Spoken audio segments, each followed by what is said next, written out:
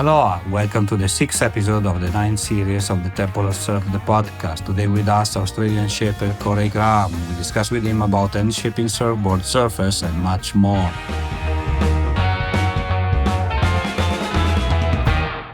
Welcome to the show. Where are you today? I've just arrived home from shaping a few boards this morning. So yeah, just got home. It's 2:00 in the afternoon here. So yeah, nice relaxing afternoon. Okay. So how did the morning go? Busy time shaping surfboards? It is a bit busy. It's coming to that time of year. We're coming into summer here in Australia, and it always gets busy. Likewise, where you are, probably coming up to the summer, it always gets pretty busy with surfboards and getting everything happening for the silly season. Okay. I see that. We're going to talk about surfboards a lot today, but the first question that I have for you is, in your opinion, what is the most important thing in surfing? Fun.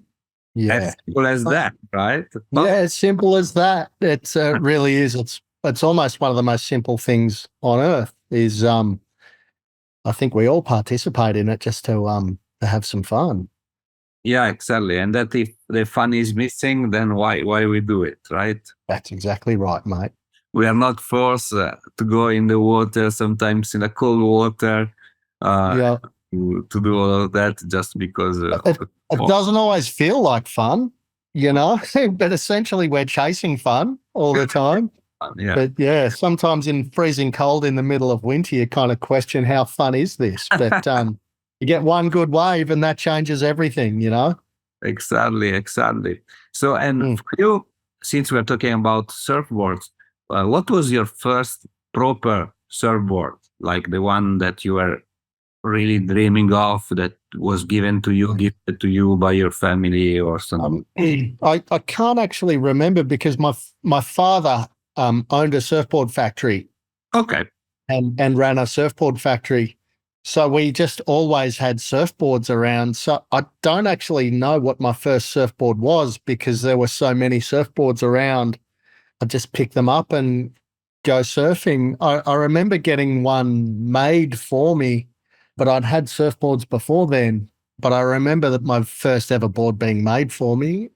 And I was a pest about it. I kept pestering Dad, when's it going to be ready? And so I remember that board, but I'd had so many boards before then because we had a house covered in surfboards. Okay. So since kid, you were lucky enough to have like a good choice around you? Yeah, I had incredible choice around me. Yeah, my father had been making surfboards. And he started with Midget Farrelly and Bob McTavish and all those guys, and then in Sydney, and he ended up in Torquay, and he ended up being the glasser for Wayne Lynch and all of these guys. So I had all their boards around the house. I grew up with it, so I was really privileged. Fantastic, and you got to meet them, some of them. Yes, yeah. I met them. I shared a shaping bay with them. I was the kid running around the factory, and they were always happy to help me out and give me words of advice. Thinking about it is such a great thing, because those are legends of the sport, so of culture as well. The older I get, the more it's sinking in how much opportunity I've been given just for being born into the family I was born into. I had access to all these surfing legends, but they were just normal guys to me. I didn't view them as that. So the older I get, the more I realize what a privileged surfing upbringing I've had. Definitely. And you're telling me that you're pestering your father in order to get your surfboard done, and now karma is eating you back. You're client all the time. Where is my board? yeah. That's probably the most heard thing in my life is how's my board going? Exactly. So yes. So what comes around? What goes around? Full circle. Yeah. Exactly. Fully. So I guess then for you, is always a question that I ask for shapers. Of course, when they start Mhm. shaping, for you it was already you were already there, right? So I guess you started like helping with your father or Yeah, I remember I was always going into the surfboard factory. It's where I like to hang around. Even when I was sick home from school, I would go up to the factory because dad or mum couldn't have the day off work, so I had to be somewhere. So I'd do that up at the factory, and I started cutting out surfboard logos and drawing fins on fin panels and all of that stuff. But by the time I got to 13, I'd been asking my dad for a fair while that if I could start shaping. And he really didn't want me to be a surfboard shaper. He said it's dirty, it's dusty, you don't make any money, you know, it's too much hard work. But I kept hassling and hassling, and he finally let me have a go at it when I was 13, and I've been shaping pretty well ever since. wow. Yeah, And yeah. today, how old you are? I'm 46. So it's like 33 years of shaping.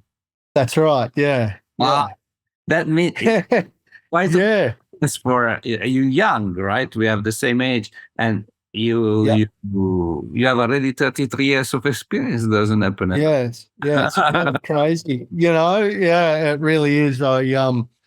Again, like I said, I was just that was luck. I was born into the right family with a dad that had a surfboard factory, and yeah, it all seemed like normal to me. So Yeah, yeah, definitely. Yeah, definitely. It mm, happens to a lot of sons or daughters of artisans as well. You know, they just pick up the job of their father or their mother, and then they continue. right, You know, mm, tradition. You know, luckily there yeah, is. You know, because otherwise sometimes like the art, the craft, or the experience get lost down the road. that's right. So I've been privileged to have been also taught by all of these masters. I've been given the opportunity to learn from all their mistakes and make plenty of my own mistakes, and that now I help guys making boards now from such a library of mistakes. It's I've been well informed to be able to help out in making surfboards today. fantastic. And in your opinion, I ask you what is the most important thing in surfing? What is the most important thing in shaping? I think it's shaping something you've got to love to do.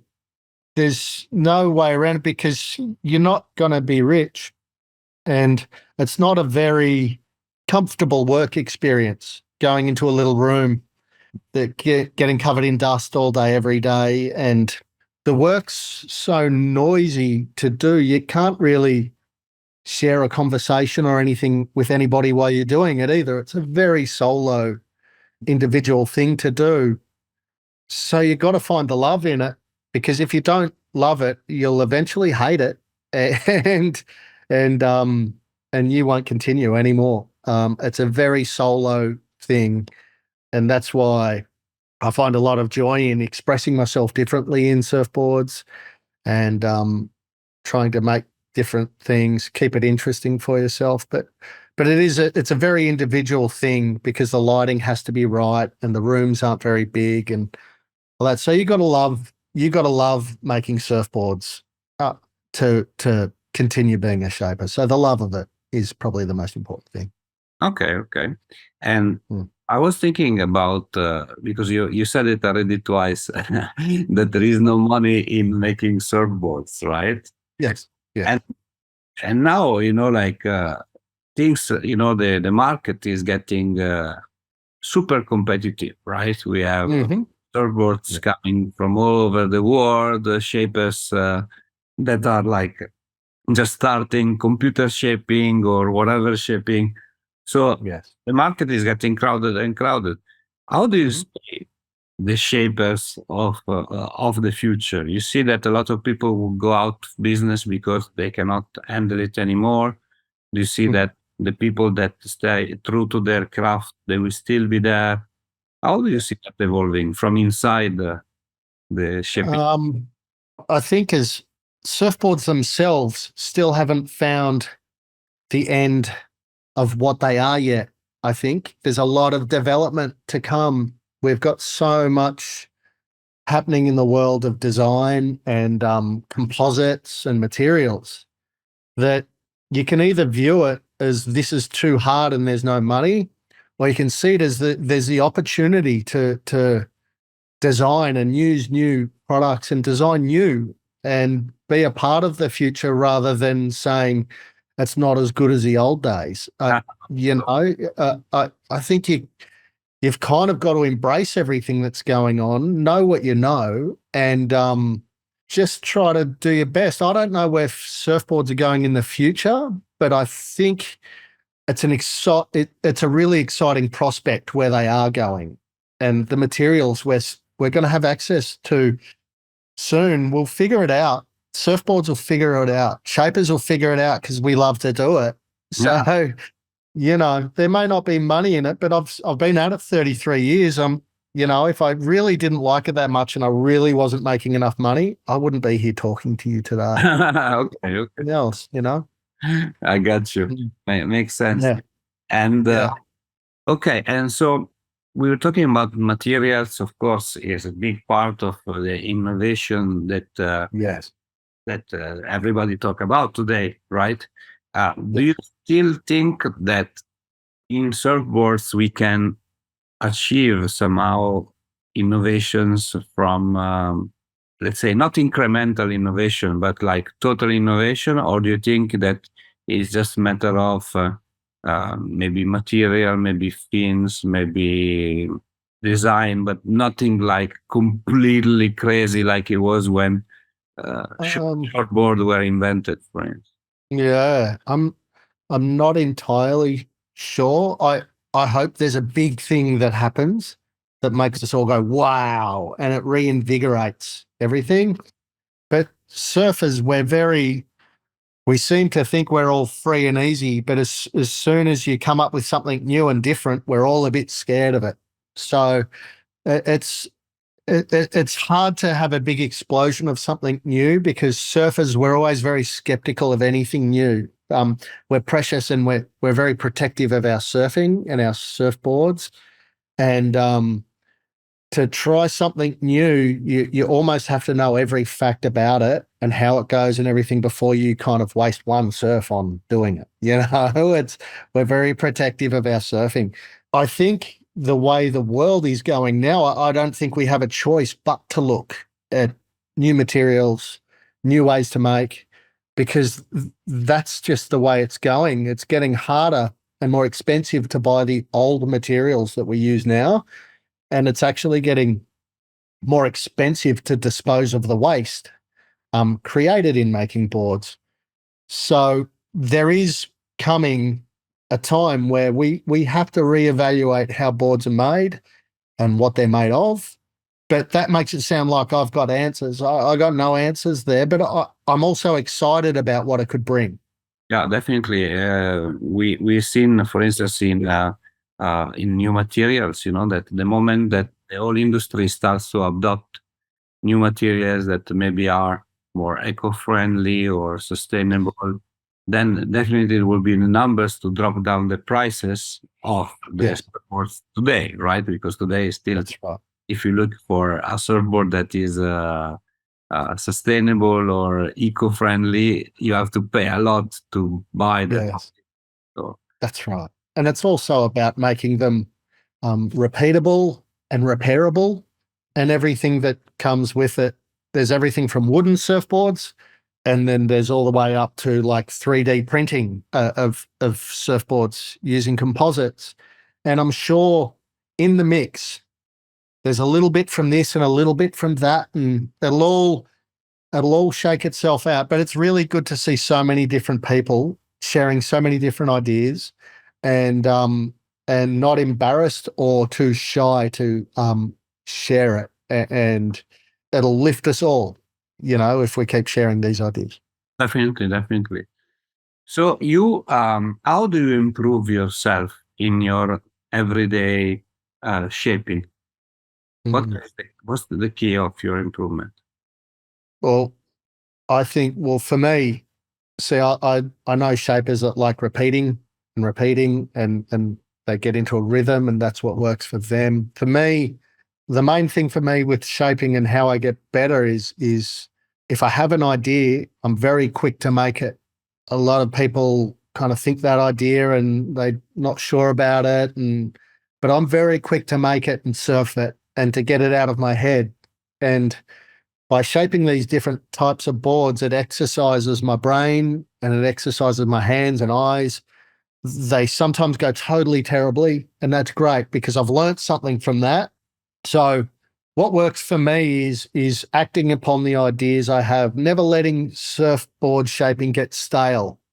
As I understand it could, if you're shaping the same board over and over, you can get stale. So I make sure I keep it exciting and make sure I'm exercising my brain within developing surfboards. Have you ever had like a surfer that came back to you with one of your surfboards and gave you some suggestions on how to improve particular surfboard that you apply? Yeah, absolutely. People come and tell me the board's no good, and I've had people come and tell me the board's fantastic. And this is the thing. You're going to learn more from the guy whose board doesn't go for him. The guy whose board does go for him, there's nothing more to add. That's it. That's the end of the kind of conversation with him. He loves the board. But if the board really kind of doesn't work for that guy, it starts a conversation.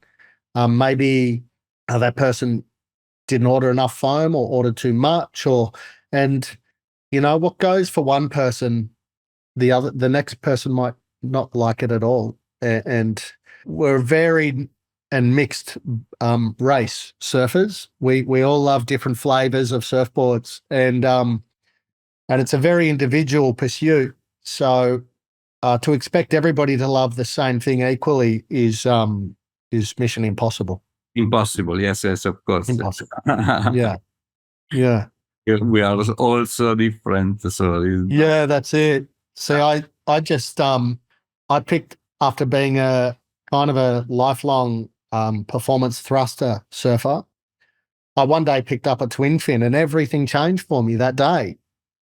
And I went down that rabbit hole, and then I was the only person in the water for a fair while on a twin fin, and people were, "You're tripping, man. What are you doing? That's old." But I was working on them and I was playing with them, and it made everything exciting for me again. And some people get on a twin fin and they love it. Others get on it and they still prefer the feeling of their thruster, and that's the beauty of what we do. Yeah, definitely. Talking about surfers, was there a meeting with one of the surfers that was particularly meaningful for you, that changed maybe the way you saw things? And yeah, I've kind of had a lot of those, whether they be with surfers or other shapers, because I've grown up with so many other shapers.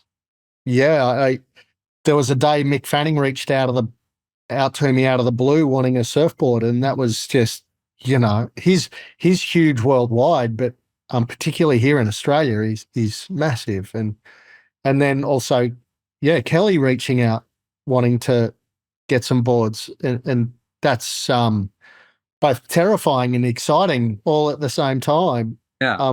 But then there's conversations like, I've had a couple of really cool conversations with guys like Bob McTavish about shapes and designs, that they stay with you, they stay in you, and you access the advice of those guys ever long. Yeah, that advice always rolls around in your head. So I've had so many different conversations with so many different shapers over the time. They're kind of like sitting on my shoulders every time I'm shaping a board. I hear their quotes. Of course, if you have somebody like Tavish, that gives you his experience, is part of the history of surf. So every word counts, like weighs 10 kilos, right? That's it. Yeah. And here's this legend taking the time to, I was probably 18 at the time. So I was a I'd already been shaping for years, but I was still considered a grommet, and for these guys to have taken the time to share like kind of ancient surfboard knowledge with me is amazing. And the way they looked at it differently, how they thought about where the foot is on the board and what that means for where the fin goes and what that means for how wide it is at that point. All of those little things just they all stay with you and inform you and become a part of your lessons that you give to the next guy.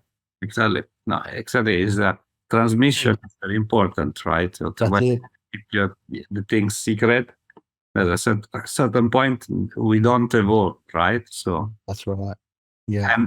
And tell me, like, I'm curious now. So Mick Fanning calls you that wants a surfboard. How does it happen? You receive a message on Instagram, and it's like, oh, Mick Fanning, or he rings you on the phone. And it's like, oh, how does it? He just shot me a message on Instagram and said, I'd love to try one of your boards. And I thought somehow one of my friends has created a fake little account thing, and somebody's punking me here. But he just reached out. Same with Kelly. He just shot me a message, and that's just how I almost pass out when I see them. I am human, and I've been watching these guys in awe. And for them to be reaching out to little old me, who really doesn't do much marketing except my Instagram or anything, I'm pretty well unknown, I guess. For them to be reaching out to me is exceptional. I can't believe it. So amazing. One of a kind of experience, it's like absolutely, terrifying as well. Yeah, but you figure these guys are that good; they could surf anything. So but absolutely humbled to for them to even know I exist is quite a thing. Yeah, it means that it's a word of mouth. Maybe you can say, I don't do marketing, I just do my Instagram, but maybe the surfers talk about your boards. Yeah, maybe it's hard when you don't know. You're in your little shaping bay all day doing your thing. You don't hear it. But tell me something about the shaping bay, because some of the shapers, they love to blast the music, the sound of the music very, very high to cover all the noises. And some of them, literally, they said to me, we listen to the sound of a surfboard making. So how is your, where do you place yourself between the two? Yeah, I think, I like listening to music, but I like to change up all the time. I like to kind of attach music. If I'm shaping the same kind of board all day, I'll attach like maybe rock and roll because it's a more rock and roll surfboard. But then if it's like some old single fins or twin fins, I might put on some old school, and it kind of it puts me in that place a little bit. Sometimes I put classical music on to just kind of expand or let my brain kind of free, and observe, so to speak. So I'm not consistent, and I think that speaks of how I go about my boards. I'm pretty inconsistent in what I make. I enjoy making so many different types of boards because, for example, when I was growing up, like Wayne and Bob and all these guys were making everything from windsurfers to surfboards to Malibus to high performance. You had to make everything, and even surf skis. There was no machine to make these things. You had to hand make them. So I grew up with these guys that could shape everything, and that's what I learned under. And it's always what my dad said too. You can't just be good at shortboards, you got to know how to make longboards. You've got to know how to make everything. And that ties into my music and what I listen to. I like changing it up. It definitely makes sense. If you are specialized only on surfboard, on shortboard, for instance, you might not learn, the weight distribution of long. Yeah, that's right. It's like, Yeah, it's completing yourself. As a crafter, you should be able to do everything, and then you can specialize on something, or maybe you can like something better than others. And that's right. these days, are you working on some specific project? I'm just starting a new project, and it's just for me to make it exciting for myself. So I call it Project 66 or Project 66. So I'm selling all of my boards, so I don't have a safety net.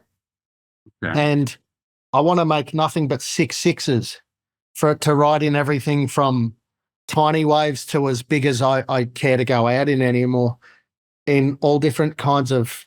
I want to restrict myself to become more creative. Oh. So that's what I'm kind of working on at the moment. I'm going to shape myself a bunch of 6s, some twin fins and single fins, finless, really thick or really thin and narrow. I just want to play, but have some kind of restriction. So it forces me to be creative. Wow, that's interesting. Yeah. Yeah. Well, I figured 6 is a good size. You can still surf small, but you can surf big.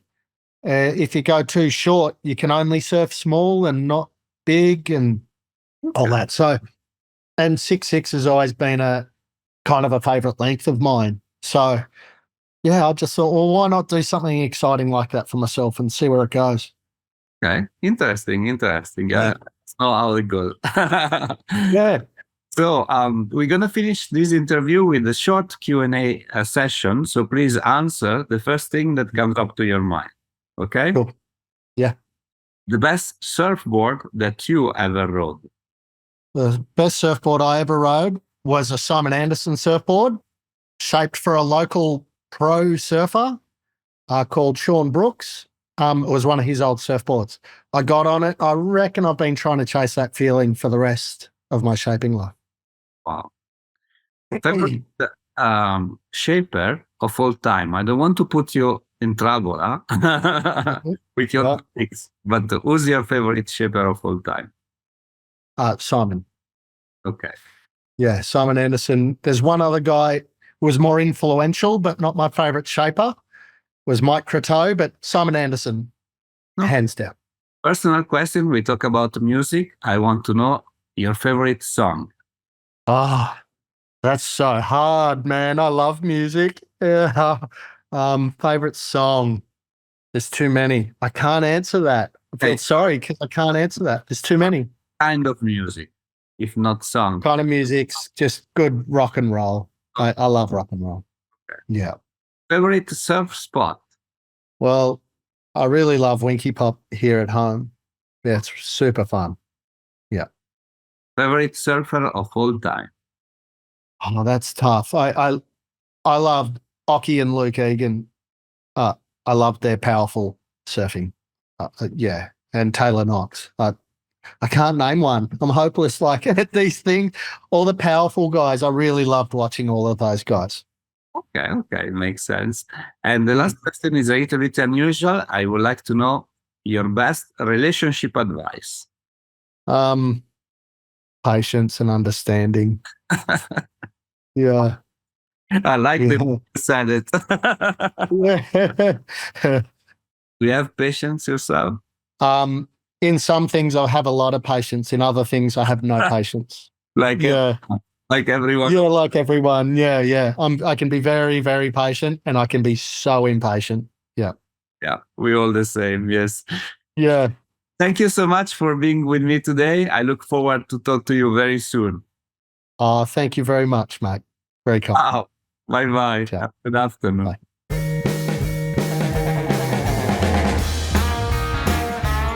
Hi, it's me again. I hope you enjoyed our today's episode. If you want to know more about us, please follow www.templeofsurf.com and all our social media. Mahalo!